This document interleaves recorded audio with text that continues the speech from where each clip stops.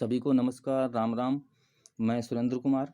आज हम बात करेंगे कृषि बिलों को लेकर, जिसके खिलाफ हमारे किसान भाई जो हैं वो आवाज़ उठा रहे हैं, सड़कों पर हैं, संघर्ष कर रहे हैं सरकार के खिलाफ। तो सरकार जो है कितने कृषि बिल लेकर आई है किसानों के लिए, वो हम बात करेंगे। इसके अलावा सरकार जो है इन बिलों पर क्या कह रही है और हमारे किसान भाई जो हैं उनकी इन बिलों को लेकर क्या, दोनों का पक्ष इसमें रखेंगे। आप ये ना सोचें कि हम केवल सरकार की बात कर रहे हैं या केवल किसान की बात कर रहे हैं। हम जो है वो दोनों को लेकर बात करेंगे। दोनों के 3-3, 4-4 पॉइंट जो है वो आपको बताऊंगा मैं। सबसे पहले हम देखते हैं कृषि बिलों को कि क्या जो है वो कृषि बिल है। पहला कृषि बिल है कृषि उत्पादन, व्यापार और वाणिज्य संवर्धन और सुविधा अध्यादेश 2020। यह पहला कृषि बिल है। दूसरा है आवश्यक वस्तु अधिनियम 1955 में संशोधन। तीसरा है मुद्रा आश्वासन पर किसान समझौता और कृषि सेवा अध्यादेश। ये 3 बिल जो है वो सरकार लेकर आई है, जिनके खिलाफ जो है हमारे किसान भाई आवाज़ उठा रहे हैं। इन तीनों बिलों को लेकर वर्तमान में पूरे देश के किसान जो हैं वो सरकार के खिलाफ हैं। खासकर पंजाब है, हरियाणा है, राजस्थान के भी हैं, यूपी के भी हैं और संपूर्ण भारत के जो किसान हैं वो इनको लेकर जो है वो सरकार के खिलाफ हैं।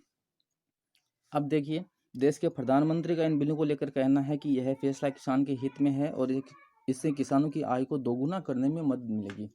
जैसा कि प्रधानमंत्री जी ने पहले कहा था कि हम किसानों की आय को दोगुना करेंगे। अब देखिए, कृषि बिल के पक्ष में सरकार के जो है वो क्या तर्क हैं। तो पहला तर्क जो है वो सरकार का हम यहाँ पर रख रहे हैं। सरकार क्या बोल रही है इन कृषि बिलों को लेकर।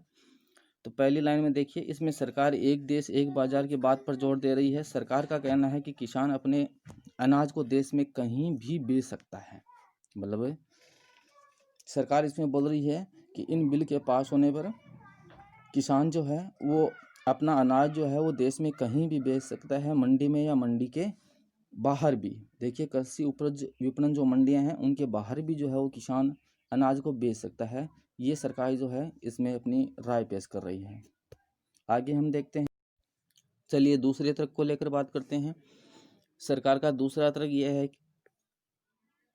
इसमें कि मंडियां जो हैं उसमें प्रतिस्पर्धा जो है, व्यापारियों की प्रतिस्पर्धा जो है वो नहीं हो पा रही है, क्योंकि मंडियों में व्यापारियों की संख्या कम हो रही है। इसलिए प्रतिस्पर्धा नहीं होती, इससे किसानों को जो है वो अनाज का सही मूल्य जो मिलना चाहिए वो नहीं मिल पाता। अतः किसान जो हैं वो मंडी में फसल को ना बेचकर कहीं भी अपनी फसल को बेच सकते हैं, यह बिल जो है वो पास होने के बाद में।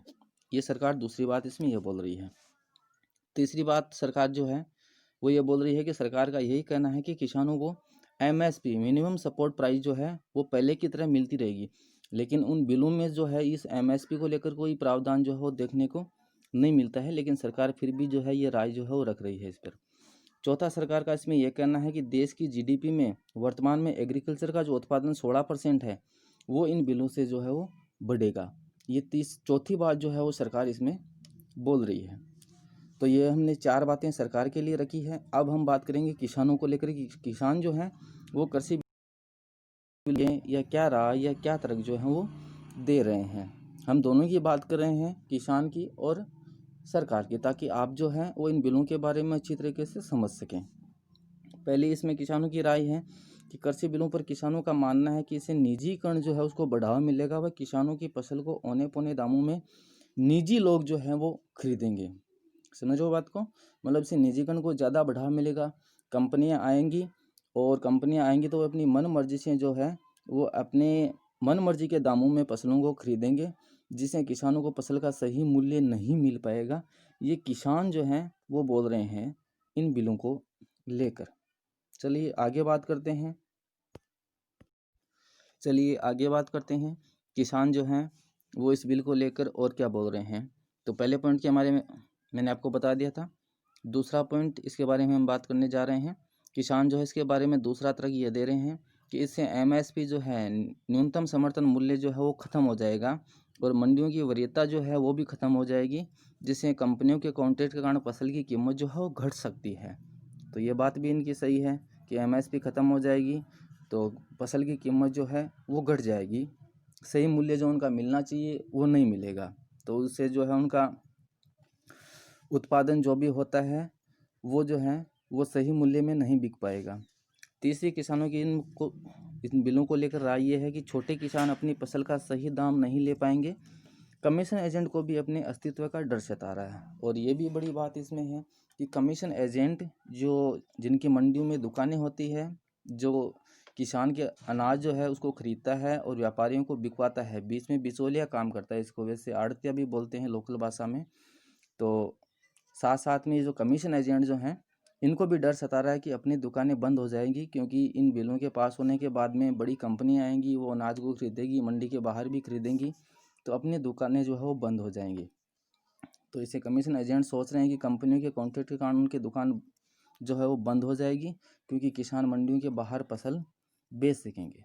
तो इन बिलों को लेकर जो है वो कमीशन एजेंट हैं, हमारे सभी जो किसान भाई हैं देश के, ये सारे के सारे जो हैं वो खिलाफ हैं। तो हमने सरकार और किसान दोनों को लेकर जो है वो आपके सामने राय रखी है इन बिलों को लेकर। चलिए फ्रेंड्स, आज के लिए इतना ही। सभी को हैप्पी न्यू ईयर। ये वीडियो आपको कैसा लगा, आप लाइक और कमेंट ज़रूर करें। Thank you.